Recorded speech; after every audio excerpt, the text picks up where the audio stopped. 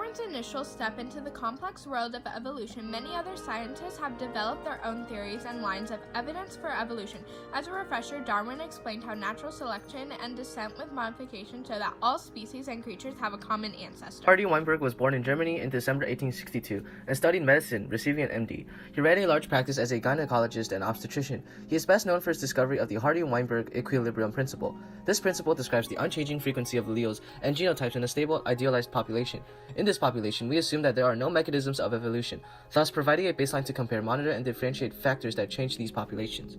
Speciation is evolution from the formation of new and distinct species because they evolve and adapt to their geographic environment. The two types of speciation are allopatric and geopatric speciation. According to Britannica.com, the separated populations become so genetically different from one another that members of one population cannot breed with members of the other. An example would be Darwin's finches because they most likely were separated due to volcanic eruptions. Second, sympatric speciation is when reproductive isolation within a single population without geographic speciation.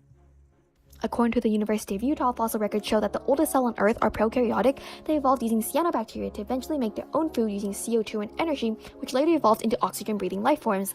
This is supported by the endosymbiotic theory because the mitochondria chloroplasts, once a primitive species, underwent symbiosis in order for two different species to benefit from living and working together.